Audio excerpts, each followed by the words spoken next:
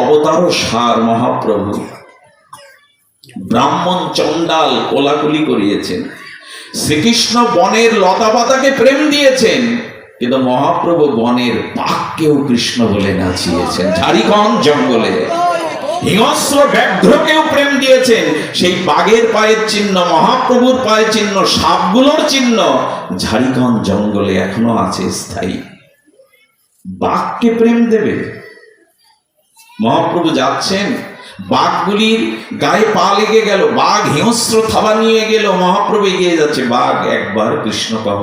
কত জন্মের অপরাধে এই হিংস্র সাপাত সংকুল জন্ম পেয়েছে, একবার কৃষ্ণ বলো। মহাপ্রভুর প্রেমে ভাবাবিষ্ট হয়ে বাঘগুলো নৃত্য করেছে, হরিণের সাথে চুম্বন করেছে। এর স্থায়ী চিহ্ন এখনো বিলুটি গ্রামে ঝাড়িখণ্ড জঙ্গলের মধ্যে মহাপ্রভু দীর্ঘ চরণ, বাঘের চরণগুলো, হরিণের চরণ চিহ্নগুলো পাথর গলে, সাপগুলো এসেছিল পাথর গলে গেছে, এখন এখানে সাক্ষী দিচ্ছে। গিয়ে দেখে আসুন, পাথর গলে গেল।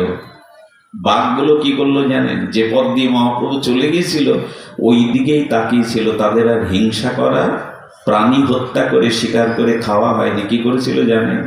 প্রভুর যাওয়ার পথের দিকে তাকিয়ে চোখে জল ফেলতে ফেলতে 1 মাসের মাথায় তাদের ব্যাঘ্রের জৈব কোষ ছেড়ে তারা নিত্যধামে চলে গেছিল, আর হিংসা করা হয়নি। এই সে অবতার, এই সে দাতা নাহিয়া। নিমাই বললেন কাউকে চলে যেতে হবে না, কাউকে তোমাদের নবদ্বীপ ছাড়তে হবে না। আজকে সন্ধ্যায় এসো, হাজার হাজার লোক খোল করতাল মশাল জ্বালিয়ে আনো। 550 বছর আগে বিজাতীয় রাজনৈতিকতায় কোনো অস্ত্র না নিয়ে মহাপ্রভু শুধু হরিনাম খোল করতাল নিয়ে কাজীর দরবারে গিয়েছিলেন। সেদিন চাঁদ কাজী নিমাইকে বুকে জড়িয়ে ধরে বলেছিলেন, আমি কাল যখন খোল ভেঙেছি, হরিনাম বন্ধ করেছি, রাত্রে স্বপ্নতে দেখছি অর্ধেক সিংহ অর্ধেক মানুষ আমার বুকের উপরে নখ দিয়ে চিচ্ছে, আর কোনো হরিনামে যদি বাধা দাও আমি তোমাকে এমনি করেই চিরে ফেলবো। নিমাই, আমি বুঝতে পেরেছি যারা হরিনাম বন্ধ করতে গিয়েছিল তারাই হরি হরি করছে, তোমাকে দেখে তারাই কৃষ্ণ কৃষ্ণ বলছে। নিমাই, আজ থেকে আমি তোমার মামা, তুমি আমার ভাগ্নে। আমি প্রতিজ্ঞা করছি আমার রাজ পরিবারে কেউ আর হরিনামে বাধা দেবে না। আজ থেকে হরিনামের জয়যাত্রা নবদ্বীপে চলছে, বিনা অস্ত্রে সহিংসতাবাদে। রাজনৈতিক ক্ষমতার বিরুদ্ধে মহাপ্রভু দাঁড়িয়েছিলেন, তাকে আবেগে কাঁদতে দেখেছেন, এই রূপ দেখেননি। আজও যারা নবদ্বীপে যান মায়াপুরে, সেই চাঁদ কাজীর সমাধিতে মহাপ্রভু একটা চাপা ফুল গাছ পেতেছিলেন, আর 550 বছর ধরে সেই গাছ এখনো ছায়া ফুল দিচ্ছে। এখনো চাঁদ কাজী ভক্ত হয়ে গেল। চণ্ডাল আর ব্রাহ্মণ মুখ দেখতো না, চণ্ডালরা ব্রাহ্মণদের সামনে যেতে গেলে জুতো খুলে যেতে হতো, একটা টিন টানিয়ে বলতে হলো আমি চণ্ডাল যাচ্ছি। মহাপ্রভু তাদের কোলাকুলি করিয়েছেন। কোথায় বা ছিল অঙ্গ? চণ্ডাল ব্রাহ্মণ করে কোলাকুলি, কোথায় বা ছিল এই রঙ্গ? মহাপ্রভু সেটাও করিয়েছেন। মহাপ্রভু শুধু হরিনাম কীর্তনে গড়াগড়ি দেননি, সারা বিশ্ব আজ যে কৃষ্ণ নামে মাতোয়ারা হচ্ছে, বঙ্গোপসাগর থেকে আটলান্টিক মহাসাগরের এই তরঙ্গটা মহাপ্রভুই তুলেছিলেন নবদ্বীপে। সাধারণ তিনি নন। এই জন্য চৈতন্য মহাপ্রভুর প্রেম ধর্ম, দৈন্য ধর্ম আশ্রয়ের মধ্যেই আমাদের প্রকৃত কল্যাণ, আমাদের প্রকৃত মঙ্গল। আর যেহেতু অধিবাস, বেশি সময় নেওয়ার অধিকার নেই, কিন্তু অনেকটা দিন বাদে কাঠিপাড়ায় আসা, এখানে আমার স্বজাতির বার বেশি, এই জন্য মানসিক আসক্তিও থাকে। অনেক দিন পর আসার পরে বলবো যে আমরা মহাপ্রভুর চরণাশ্রয় করি এই জন্য। আমি অন্য মতে থাকতে পারি, কিন্তু গৌরচন্দ্রকে অস্বীকার করে নয়। বিশেষ কলিযুগে এই হরিনাম ব্যতীত, অর্থাৎ ভগবানের দিব্য নাম সংকীর্তন ব্যতীত এই যুগে তপস্যার দ্বারা, যজ্ঞের দ্বারা, ধ্যানের দ্বারা উদ্ধার পাওয়া নাস্তেব্য নাস্তেব্য নাস্তেব্য গতির অন্যথা। এই জন্য মহাপ্রভুর প্রবর্তিত এই প্রেম ধর্ম, নাম সংকীর্তন ধর্ম। ঠাকুর অনুকূল চন্দ্রের এক বাণীতে আমি পড়েছিলাম, উনি এক জায়গায় বলছেন, যে যারে ভালো লাগে সে তারে ভোযোগ্য। মানে একজন মহাপ্রভুর কীর্তন করতে করতে যাচ্ছেন, উনি পাল্লারে বসে উনি এই শব্দটা বলেছিলেন, যে যারে ভালোবাসে সে তারে ভোযোগ্য। আমার কিন্তু ভালো লাগে সচিত দোলাল গোরাগো। উনি বলছে যে যারে ভালোবাসে সে তারে ভোযোগ্য। যে যার ভালোবাসে, ওরাকান্তিক ঠাকুরকে যারা ভালোবাসে তারা হরিবোল বলবে কিনা? যে যারে ভালোবাসে সে তারে ভোযোগ্য। কারণ জোর করে তো আর ভজন সাধন করা, আপনার যা প্রিয় লাগে আমার তা না লাগতে পারে। সনাতন ধর্ম এই জন্য রুচিতে বাধা দেয়নি, বহু মত পথকে স্বীকৃতি দিয়েছে। যার যেটুকু ভালো লাগে করো, অন্যের নিন্দা না করে, সমালোচনা না করে, যার রুচিতে যেটা আছে করো। তুমি শাক্ত হও, গানপত্য হও, শৌরী হও, করো, একদিন মূল জায়গায়। অনেক নদী সব আঁকা বাঁকা শাখা যেমন একদিন সাগরে গিয়ে মেশে, একদিন ভগবানের চরণেই তুমি যাবে, সমস্ত শাখা প্রশাখা মিশে যাবে। তবে এখানে উনি কি বলছেন? যার যারে ভালো লাগে সে তারে ভোযোগ্য। আমার কিন্তু ভালো লাগে সচিত দোলাল গোরাগো। কাকে ভালো লাগে না মহাপ্রভুকে? বলতে পারেন গৌর মূর্তি দেখলে আজ কোনো পাষাণ্ডও কি বলে আমি গৌর মানি না? গৌরাঙ্গ বলিতে হবে পুলক শরীর। আজও গৌর নাম নিলে লোম খাড়া দেয়, আজও গৌর বললে মানুষের চোখে জল আসে। এর কারণ এত দাতা, এত করুণা, এত প্রেম নিয়ে আর কেউ আসেননি। সেই মহাপ্রভুরই প্রবর্তিত এই হরিনাম। আমি যেটা বলবো মনে করেছিলাম বলাই হয়নি। এই হরিনামটাকে আজ আমরা মূল্যায়ন করছি তো। হরিনাম যেভাবে নিলে মানুষের আত্মিক কল্যাণ হবে, জাতির বিশ্বের কল্যাণ হবে, সেইভাবে হরিনাম নেওয়া হচ্ছে তো। এ প্রসঙ্গে একটু সামান্য বলবো এই জন্য, এত টাকা, এত অর্থ, এত সময় ব্যয় করে যা করছি, এটাতে একবার একটু সমীক্ষা করেছি যে দ্বারা সমাজের মানবিকতার, মনুষ্যত্বের কতটুকু এগোচ্ছে আমরা? এ প্রশ্ন আজ আসতে হবে, এ প্রশ্ন আজ আসতে হবে। কারণ মহাপ্রভু বলেছেন হরিনাম নিবে, কিন্তু না, হরিনাম কিভাবে নেবে সেটা জেনে নাও।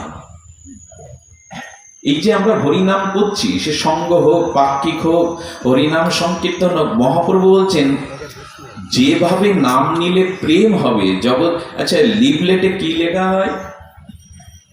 বিশ্বের সকল জীবের মঙ্গলার্থে কল্যাণার্থে হরিনাম মহাযজ্ঞ। লিখলেন তো বিশ্বের মঙ্গল পড়ে মরুক, যারা যজ্ঞ দিচ্ছে তাদের স্বভাব বদলাচ্ছে তো, তাদের মঙ্গল হচ্ছে তো, বিশ্বের বাদ দিক। বিশ্বের সমস্ত জীবের কল্যাণার্থে হরিনাম সংকীর্তন। আরে তোমার নিজের কল্যাণ হচ্ছে তো, তোমার স্বভাব বদলাচ্ছে তো। বরঞ্চ যদি খুব সত্য কথা বলতে হয়, যদি খুব রূঢ় সত্য প্রকাশ করতে হয়, সত্য সবসময় কঠিন, সত্য সবসময় মসৃণ না, সেটার এই যজ্ঞ করতে গিয়েই হিন্দুদের ভিতরে বেশি বেশি দলাদলি তৈরি হচ্ছে।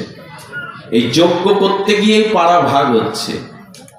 যজ্ঞ কখনো প্রতিযোগিতার জিনিস যে ওই পাড়ার 70,000 টাকা দল আমরা 80,000 টাকার আনবো, ওই পাড়ার প্যান্ডেল এত টাকার আমরা বেশি আনবো। যজ্ঞ প্রতিযোগিতার জিনিস।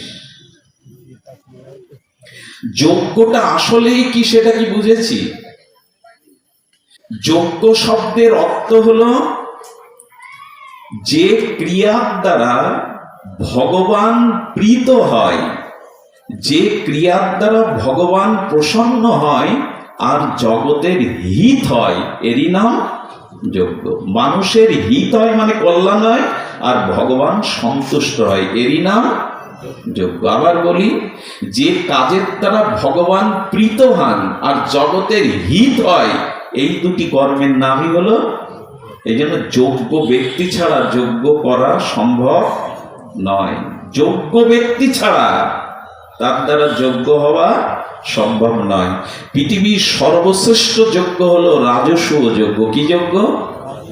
রাজসূয়, যেটা যুধিষ্ঠির মহারাজ করেছিলেন। সেই যজ্ঞে স্বয়ং কৃষ্ণ ওদের মাঝেই ছিলেন। শ্রীকৃষ্ণ বলছেন সব সম্পন্ন যজ্ঞের যুধিষ্ঠির আমাকে একটা কাজ দাও। স্বয়ং যজ্ঞেশ্বর কৃষ্ণ। সব যজ্ঞ কার উদ্দেশ্য সমর্পণ করা হয়? সর্বযজ্ঞেশ্বর হরি, নারায়ণের, কৃষ্ণের নামেই যজ্ঞ সমর্পণ করা হয়। সেই যজ্ঞেশ্বর কৃষ্ণ বলে যুধিষ্ঠির আমাকে একটা কাজ দাও। যুধিষ্ঠির হাত জোর করে বলছেন তুমি স্বয়ং যজ্ঞেশ্বর, তোমাকে কি কাজ দেব? তুমিই তো যজ্ঞেশ্বর, যজ্ঞের আহুতি তো তোমাতেই দেয়া হবে। কৃষ্ণ বলছেন না, দুটো কাজ বাকি আছে, সব কাজ এখনো পরিপূরণ হয়নি। বললেন কি কৃষ্ণ? বললেন একটি কাজ হলো ভক্তদের পা ধোয়ানোর দায়িত্বটা আমি নেব। যারা ভক্ত আসবে তাদের চরণ জল করার দায়িত্বটা, আর ভক্ত সেবা নেওয়ার পরে তাদের উচ্ছিষ্ট পাতাটা ফেলার দায়িত্ব আমি নেব।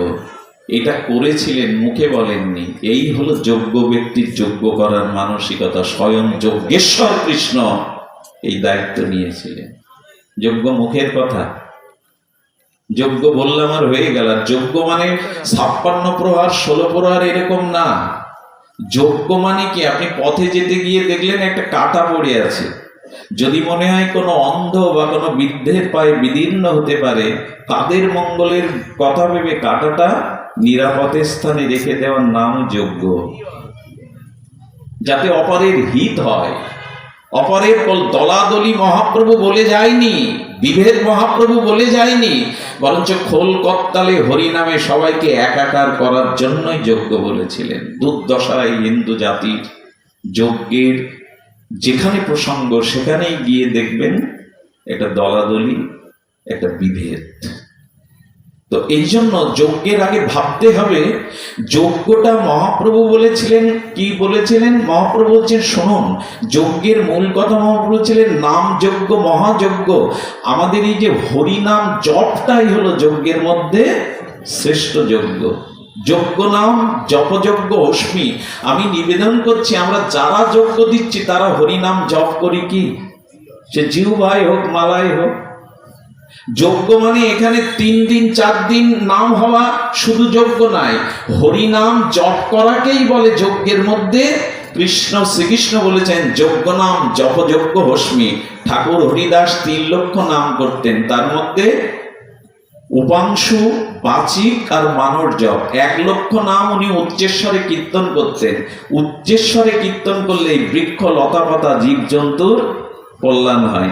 এই জন্য উচ্চ সংকীর্তন শ্রেষ্ঠ, কিন্তু জপও করতে হবে। করি কি আমরা?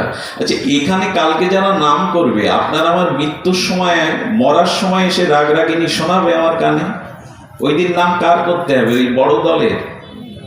কে নাম করবে ওই দিন? তা আমি সারা জীবন নাম করলাম না, 24 প্রহরের দল আমার মরার সময় এসে কানে কৃষ্ণ কথা বলবে, কৃষ্ণ নাম বলবে? এই জন্য মহাপ্রভু বললেন নিজে নাম করা শুরু করো, নিজে জপ করো। এই জপযজ্ঞই অন্যতম শ্রেষ্ঠ যজ্ঞ। জপ করি না এখানে, তারপরেও কি দুর্দশা! দুর্দশা হলো রাত 11টা বাজলে কমিটির লোকজন নাই, দলেরাও বুঝে ফেলেছে এই সময় আর কি করা, অলসভাবে সময়টা তো পার করতেই হবে। যজ্ঞ, গ্রামের মানুষ একটা দিন ভগবানের জন্য, ভগবানকে ওখানে ডাকা হয়েছে, পঞ্চতত্ত্ব রাধা মাধবকে। একটা রাত্রেও এখানে এত দেহাবেশ আমাদের যে আজকে এখানে। আর কি দুর্দশা জানেন? অনেক দূরের বৃদ্ধ বৈষ্ণব মায়েরা এসে সারা রাত নাম শোনে, তারা তো আর বাড়ি যেতে পারে না। সকালবেলায় মানুষগুলোকে বাড়ি নিয়ে একটু স্নান করিয়ে দুমুঠো খাবার দেওয়ার লোকের, কিন্তু যোগ্য বলককে যে ভাই, শালা, সম্বন্ধী, শালি এসেছে, তাদের আপ্যায়নের জন্য বাড়ি ব্যবস্থা থাকে। যোগ্য মানে সেবা। দূর থেকে যে বৈষ্ণবরা আসবে তাদের গোবিন্দ বলছেন আমারে যে সেবা করে সে আমার ভক্ত, আমাকে যে পূজা করে সে আমার ভক্ত নয়, যে আমার ভক্তের পূজা সম্মান করে সেই আমার ভক্ত।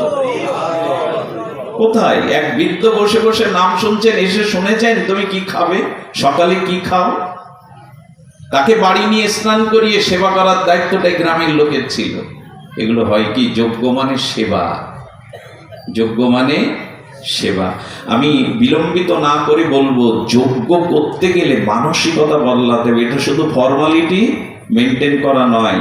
প্যান্ডেল করলাম, দল বায়না করলাম, হলো একটা কিছু, এরকম মানে যজ্ঞ নয়। মহাপ্রভুর এটা অনুমোদন নাই। যজ্ঞ মানে সেবা, যজ্ঞ মানে শুদ্ধতা, যজ্ঞ মানে নিরঅহংকারিতা, যজ্ঞ মানে অন্যকে মান দেওয়া। হরিনামে ক্রিয়া হচ্ছে না কেন? হরিনামের যে মহিমা বলা হয়েছে, 1 কৃষ্ণ নাম 1 লক্ষ অশ্বমেধ যজ্ঞের সমান। তাও যদি কেউ বলে তার নাম অপরাধ হবে। সেই নাম এত হচ্ছে, ঝড়ের মতো, স্রোতের মতো কাজ হচ্ছে। কোথায় কাজ হচ্ছে না তার 10টা কারণ, আমি 3টে কারণ বলেই পাঠ রাখছি। সেই 3টে কারণ হলো, শুনুন, হরি নামে আজ আমাদের কাজ হচ্ছে না কেন? বললেন, যে রূপে লইলে নাম প্রেমের উপচয়, তাহার স্বরূপ লক্ষণ শোনো স্বরূপ রামরায়। মহাপ্রভু স্বরূপকে বলছে, যে রূপে নাম নিলে তোমার প্রেম হবে তাই শোনো। আমরাও শুনি কি রূপে নাম নিলে ক্রিয়া হবে। আচ্ছা, আকাশ থেকে বৃষ্টি হচ্ছে, আপনি পাত্রটা উপর করে পেতে রেখেছেন, 24 ঘন্টা কেন 72 ঘন্টা বৃষ্টি হলে ওতে জল পাবেন? তো যে রূপে প্রেম পাওয়া যায় হরি নামে, সেইটা মহাপ্রভু বলছেন। কি রূপে পাওয়া যায়? বলেন, দেখুন, অসাধু সঙ্গেতে ভাই কৃষ্ণ নাম নাহি হয়। যিনি নাম করবেন, আমি যার সঙ্গ করে প্রেম পাবো, তিনি যদি সাধু না হন, তাহলে তার সঙ্গ করে তার নামের দ্বারা আমার ক্রিয়া হবে না। অসাধু সঙ্গেতে ভাই কৃষ্ণ নাম নাহি হয়, নামাক্ষর বাহির হয় বটে। অক্ষর বাহির হয়, বেহালার সুর ভালো লাগে, বাঁশির সুর ভালো লাগে, কিন্তু যিনি আচরণ করেন না, তার মুখের নাম অন্যের ভিতরে ক্রিয়া করবে বিলম্বিত হয়ে, কয়েক জন্ম লেগে যাবে। কৃষ্ণ নাম করবে যদি ভাই, সাধু সঙ্গ করো। যিনি সৎ, যিনি ভগবানের চরণাশ্রিত, যার অভিমান নেই, যিনি ত্যাগ এবং বৈরাগ্য প্রধান, এইরূপ ভক্তের সঙ্গে বসে কৃষ্ণ নাম করো। তাহলে কি হবে? ওর ভেতরে যে অনুভূতি, সোয়াসে রোগের ভিতরে তোমার মধ্যেও প্রবেশ করবে। অসাধু সঙ্গেতে ভাই কৃষ্ণ নাম নাহি হয়, নামাক্ষর বাহির হয় বটে। সে তো কবু নাম নয়, কবু নাম আভাস হয়, কবু নাম অপরাধ হয়। এই যে এই প্রসঙ্গটা 3টা বলবো। নাম অপরাধ হলে সেই নাম ক্রিয়া। কোটি জন্ম করো যদি নাম সংকীর্তন, কয় জন্ম? আবার বলুন, কোটি জন্ম করো যদি নাম সংকীর্তন, তবু না মিলিবে কৃষ্ণ প্রেম। এই হলো উত্তর। কোটি জন্ম যদি আমরা নাম সংকীর্তন করি, তবু কৃষ্ণ প্রেম পাবো না। আবার পরেক্ষণে বিপরীত ধর্মী কথা আসছে, এক কৃষ্ণ নামে সমস্ত পাপ ক্ষয়, আর কৃষ্ণ নাম লইতে প্রেমের উপচায় 2বার। 2বার বললে এক নামে পাপ দূর হবে, আর এক নামে কৃষ্ণ প্রেম পাওয়া যাবে। তো 2বারের জায়গায় কত কোটি বার বলছি, কত জন্ম বলছি, হচ্ছে না কেন? হচ্ছে না এই কারণে, সেই কারণটা এখানে একটু শুনতে হবে। যারা নাম যজ্ঞ করেন, যারা নাম যজ্ঞ শোনেন, হরিনাম শোনেন, হরিনাম করেন, তাদের জন্য কথাটা একান্ত প্রয়োজন। সেই অপরাধের প্রথম এবং প্রধান অপরাধ হলো সতাং নিন্দা নাম্ন পরম অপরাধং বিদুনতে, যত খ্যাতিং জাতং কথমু সহতে তদ গৃহগহম। এখানে বলা হচ্ছে, যিনি হরিনাম যজ্ঞ করবেন, যিনি হরিনাম করে প্রেম প্রাপ্তি করবেন, যিনি ভগবানের চরণে নিজেকে সমর্পণ করে চিরদিনের মতো প্রেম ভক্তি লাভ করবেন, সেই হরিনাম হতে হবে সাধু নিন্দা বর্জিত। যদি কেউ মহৎ বা সাধু নিন্দা মুখে করে, সে নাম চরণে অপরাধী। শতাং নিন্দা নাম্ন পরম অপরাধম বিদুনতে, সমস্ত অপরাধের গোড়া হলো সাধু বা ভক্তের নিন্দা। এইটাই এখন ভাইরাসের থেকেও আরো মহাভাইরাস হয়ে গেছে। একজন পান খেতে খেতে দেখি 3-4টে কোটো, এ পাশেও কোটো, মানে কোটো 2 দিকে মুখ, দেখেছেন না? এটা ছোট ছোট কোটো রাখে, ওদিকে 3-4 রকম গালে দিচ্ছে। বললো, বাবা এটা কি? বলে, শুধু ঘাস ঘাস মতো লাগে, তাই জর্দা, তামাক, এলাচের গুঁড়ো এইসব দিচ্ছে। আমাদের জিহ্বাটা এখন সাধু নিন্দা না করলে রস, কারো না কারো সমালোচনা না করলে রস পায় না, পানি জর্দা দেওয়ার মতো। এক জায়গায় বসেছি তো শুরু হয়ে গেল। শাস্ত্র বলছে শতাং নিন্দা মহা অপরাধ। এটা শুধু অপরাধ না, কি অপরাধ? মহা অপরাধ। যদি মহা অপরাধ করা হয়, তবে সে মুক্তি পাবে না। এই জন্য বললেন, নিন্দায় কাজ কি? শাস্ত্রে এমন বলেছেন, মাতালও যদি কখনো গুরু কৃপা পায়, তাহলে সে উদ্ধার হতে পারে, কিন্তু সাধু নিন্দাকারী কোনো নিস্তার নেই। এটা এড়িয়ে চলি লাভ কি? লাভ কি নিন্দা করে, সমালোচনা করে? এটাই এখন বাজার, এইটাই এখন বিগ বাজার। সাধু নিন্দা, এটাই এখন পৃথিবীর অনেক অপরাধ ক্ষমা হয়, কিন্তু সাধুচরণে আপনার ব্যবহারে যদি কোনো সাধু মানসিক কষ্ট পায়, আপনার সব সাধন ভজন শেষ। আপনি চাইলেও ভগবানকে আর পাবেন না। কারণ ভগবান বললেন, আমার চরণে অপরাধ করলে অপিচেত সুদূরাচার মাম অনন্য ভাগ, পৃথিবীর শ্রেষ্ঠ অপরাধীও যদি আমার চরণে শরণাপন্ন হয় আমি তাকে ক্ষমা করে দিই, কিন্তু আমার সাধুর চরণে যে অপরাধ করে আমি তাকে ক্ষমা করি না। হরিদাস ঠাকুরের চরণে অপরাধ করলেন, হরিদাস ঠাকুর কোনো মনে নেননি, কিন্তু হরিদাস ঠাকুরের চরণের ধুলি তাকে ক্ষমা করেনি। কি হয়েছিল? আমাদের এই বেনাপোলে সেই জমিদার রামচন্দ্র খা, তার ভিটে মাটিও ছিল না বংশে বাতি জ্বালাবার। শুধু হরিদাস ঠাকুরের পিছনে বেশ্যাকে পাঠিয়েছিলেন, ওকে তাড়াও, ও দুর্নাম করো। সে রামচন্দ্র খানের ইটগুলোও নাই, কিন্তু হরিদাস ঠাকুরের আশ্রম মাথা উঁচু করে উপমহাদেশে দাঁড়িয়ে আছে। এই জন্য সাধু নিন্দা পরিত্যাগ করুন। যদি এই করতে এসে আরো জড়ায়, ধুলা ছাড়াতে এসে আরো ধুলা মাখিয়ে নিলাম। সাধু নিন্দা। দ্বিতীয়টা কি? দ্বিতীয়টা বলা হয়েছে ভগবান শিব আর বিষ্ণুতে যারা পৃথক জ্ঞান করে, ভগবান শিবের আর বিষ্ণুতে যারা পৃথক জ্ঞান করে। ক্ষীরং যথা দধি বিকার বিশেষ যজ্ঞাৎ সঞ্জায়েতে নহি তত হৃদাগন্তি হতা, জং সম্বোদামপি তথা সমৌপৌতি কার্যদ গোবিন্দমাদি পুরুষাং তমহং ভজামি। নিম্নগামনাং যথা গঙ্গা দেবনামশ্চুত যথা বৈষ্ণবনাং যথা শম্ভ পুরাণ আদি মীদং তথা। শাস্ত্র বলেছে বৈষ্ণব শ্রেষ্ঠ হলো ভগবান শিব। ভগবান শিবের সাথে আর বিষ্ণুকে কেউ যেন পৃথক না করে। যেই করবে সে নামের চরণে অপরাধী হয়ে যাবে। যেই নামের চরণে অপরাধী হবে আর নাম ক্রিয়া করবে না। আর তৃতীয় অপরাধটা বলে যায় আচার্য মাং বিজানিয়াত, স্বয়ং গুরুদেবকে কখনো মনুষ্য জ্ঞান করা যাবে না। যদি গুরুদেবকে মনুষ্য জ্ঞান করে বসি, উনিও আমার মতো, উনিও রক্ত মাংসের আমার মতো। গুরুতে মনুষ্য জ্ঞান, বৈষ্ণবে সাধারণ জ্ঞান, এই জ্ঞান আসলেই নামের চরণে অপরাধ হয়ে যাবে।